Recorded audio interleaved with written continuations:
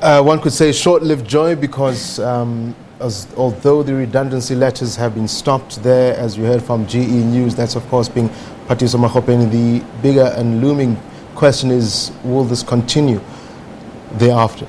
Will employees or colleagues such as myself and others you saw there on the screen, will they get redundancy letters?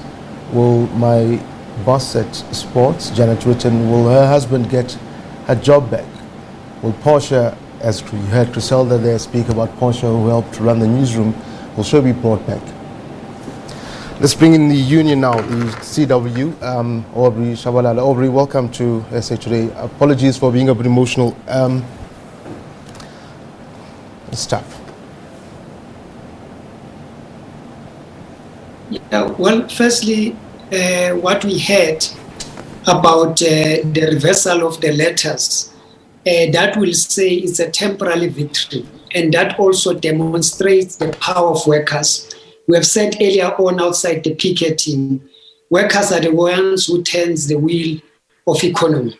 And therefore, if management wants to forge ahead without inclusive consultation, they will encounter challenges. So the fight is not over. Patiswa and them can never be trusted. These are the people who went out and said that there is sabotage against the president. And these are the people who basically penalized workers for things that they did not do. These are the people who ignored Section 189 processes. Earlier on in the video clip, you've heard the COO saying 400 is a very small number. It's not significant. This is the person who does not understand that we as workers, we are not only responsible for ourselves, we have extended families. The poverty is entrenched in this country. Over 11 million are unemployed. These are the people who don't care whether SABC continues with its mandate as obligated. He had said earlier on the interview in the Morning Live, the COO,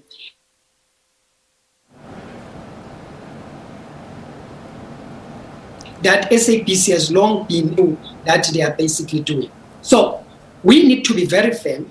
We need to call for the removal of the board of SABC because this is chaos. The SABC is now running on pilot. But we need to say that we need an administrative in the space of the board because the board has failed on its fiduciary duties to make sure that SABC is aligned to its original mandate.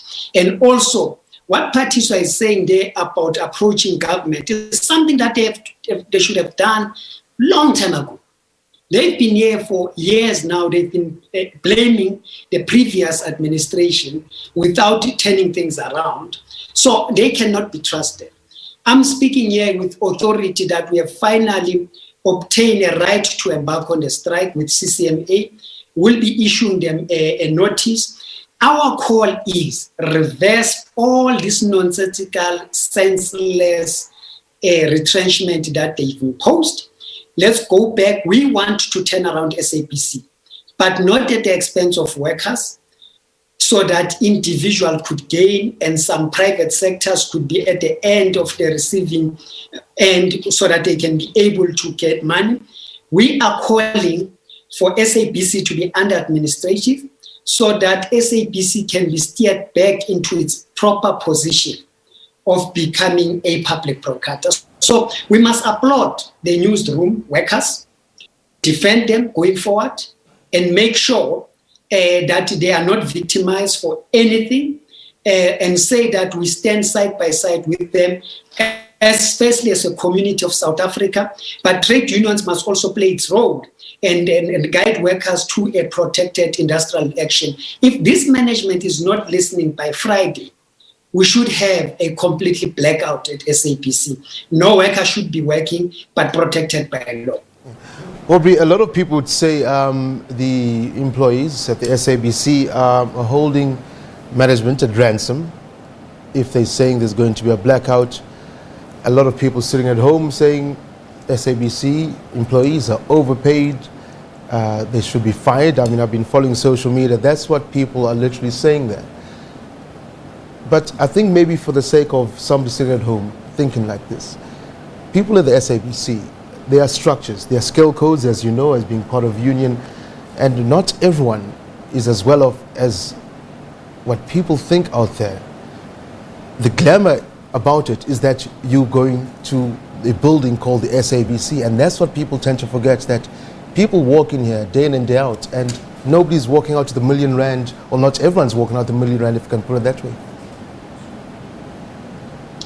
You spot on. You'll recall that 2 years ago we were given something called 0% salary increase. Workers are trying end meets to actually survive the other day.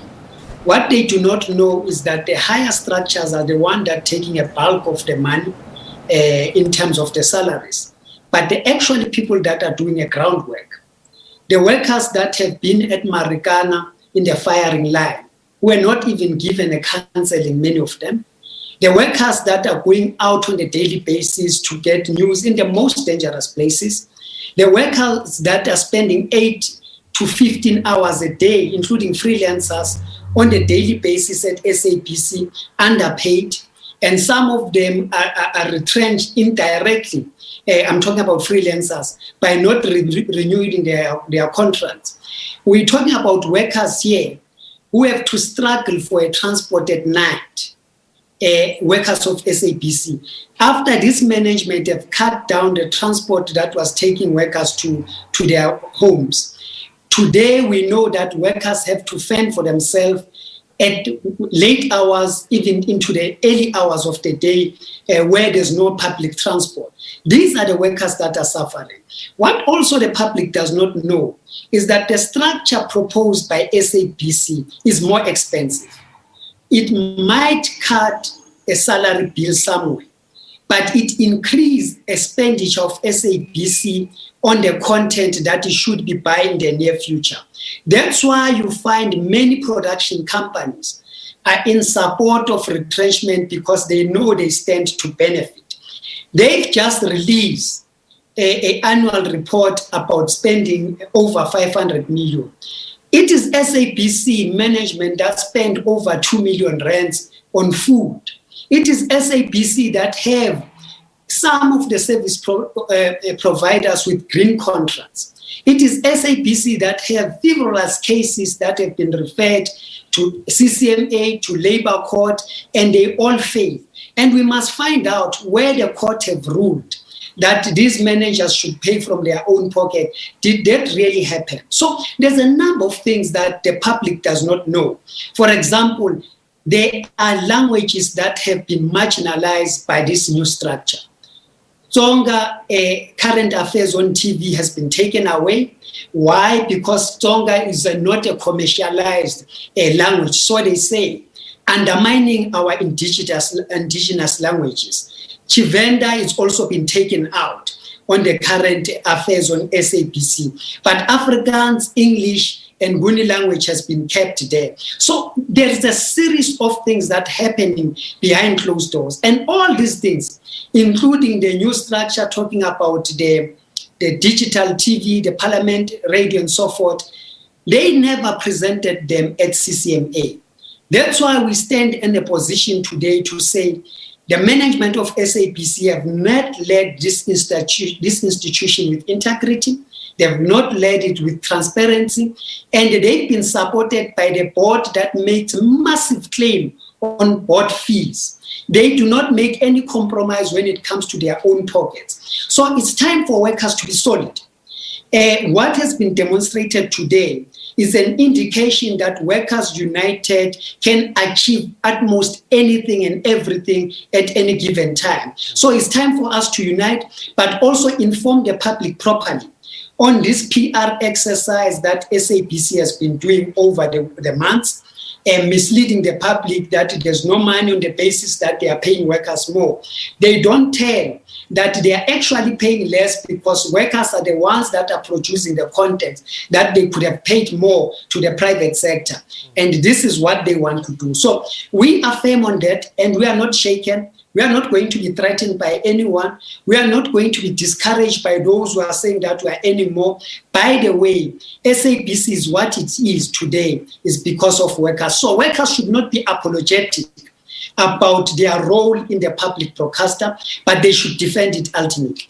Aubrey, I've always, I've been at the SABC for more than 2 decades now, and I've always said the SABC is a preferred employer as far as the industry is concerned, and that goes without a doubt. I mean, many of us can sit here and speak about what the good the SABC has done for us. Most of us have kids who are going to school. Most of us have roofs over our heads because of the SABC, and of course because of our worth in what we bring in, as whether it's a journalist, whether it's the cleaner, whether it's somebody working at the post office. You speak of workers uniting. Some people would say, as we've seen throughout the day in discussion with some of the colleagues as we're on air, as that meeting was happening in the newsroom, that what happens then? All the management will do, they'll just bring in the freelancers and life will continue and there will be no black on air. At the same breath, I want to put this in context, Aubrey, because I do not think that the SABC should be solely to blame. The finger does not necessarily point to the SABC. Like I'm saying, they are a good employee in general terms. It's just some decisions that possibly yourself, the unions, and us employees find indifferent. Well, that is very true. Ours is to mobilize.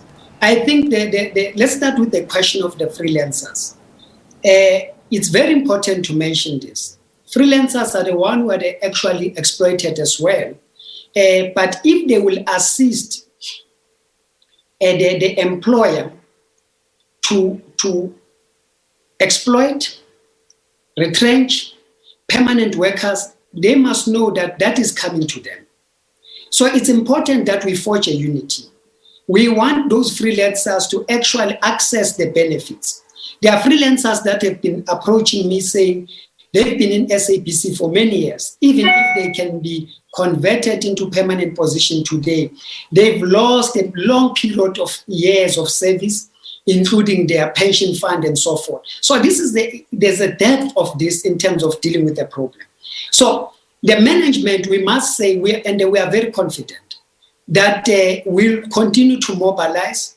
And when we do the blackout, it is not for the purpose of blackout. The purpose behind all of it is to say that the SABC workers are under attack and we ought to be listened to, because we've never opposed for restructuring. Workers at SABC all agree that there's a modern technology, there's a online broadcasting and many other things. Advertisers are moving away from your conventional broadcasters to online platform. What is it that we need to do? And as workers, we've been coming forward. We had inputs that we have made, even workers that are non-unionized for that matter. They've been making significant inputs. Guess what? The management feels that they have power. They can do as what they want to do. They can tell the parliament where to get off. They can tell the minister where to get off, and they can forge ahead. So we need to show them now that is not about that power. The power relies with us workers. So it's very important. What workers have done today, it took workers' efforts, tears, standing up, being firm for Patiswa to make sense today. She couldn't make sense when she called people at night on Saturday to find out what positions are they holding, who is their the editors, how many editors they have, each department and all of that. But she went on public and said, the structure of SABC has been studied. They are coming with a proper structure. But little did we know that they didn't even know who's working where at SABC, particularly the news. So this shows the sheer arrogance of management. So she said this statement purely to make sure that she dismissed these workers, she can be free to go and be renowned as a hero. We are dismissing all of that up until it is written down that SABC is retracting from a retrenchment process, is going to engage soberly with the trade unions and workers in general, because workers are the best researchers, by the way, who can give us ideas and information from their locals there. We can march together. And when I say march, not meaning literally, but march together to government and to treasury to say, these are our programs that are not funded. Can you then fund this program? Can you then make sure that SABC is sustainable? In absence of that, we are not going to fight for petty bourgeois, for neoliberalism and defend it at the expense of workers. We are not going to do that. We are still firm on the call that there should be no bailout for SABC up until all these matters are resolved. And we're making a call and stand firm that SABC must be under administration. If we don't do that, SABC will be the same as what is happening at SAA, will replica what has happened at Telkom. Telkom has moved from 67,000 workers to less than 10,000 workers today, because every time they are looking for profit and they are looking to make revenue, they cut workers. But till today, their model have not proven otherwise, but Telkom has been deteriorating. So the same will happen at SABC. We have seen how they milk, how they starve SAA to where it is today. We have seen how they've done it at ESCO. So we need to defend this institution with all what we have. And the most and foremost, we must appreciate the support that we get from COSAD and various organizations. Aubrey, I'll be running out of time, but I just want to ask you two quick points. As you see at the bottom of the screen, SABC Newsroom, Auckland Park employees call for the resignation of management. You are behind that? 100%. That's why we are calling for administration at the level of the board. And of course, these managers have messed up. They must live in peace. They must be the first one to be retrained. We seem to have lost Aubrey Tshabalala there, who's a Communication Workers Union General Secretary, speaking to us about the news that have just come in. In fact, I've been told that Aubrey's back. Are you back, Aubrey? No, I think we've lost him. Yes, I'm back. Oh, yes, he is. Okay, Aubrey, as I said, we've run out of time, unfortunately. Thank you very much indeed for joining us as we discuss the issues around the Section 189, proposed Section 189 at the SABC confirmation. We just saw with that video clip with the GE News, Patiso Mahopeni, saying that she is seizing the letter of the redundancy letters with immediate effect. She'll go and speak to Group HR. Also saying that budgets also have to be found. She says she's having, like the employees, like some of us, have had sleepless nights. And I think when you have to wake up every 2 hours to check on your email to see if you still have a job, that's what it's been like since we all were told that redundancies come to the SABC. So we'll try and get to the bottom of that story as soon as we can. We'll take a quick break. Stay with us. We'll try and give you some more news. In fact,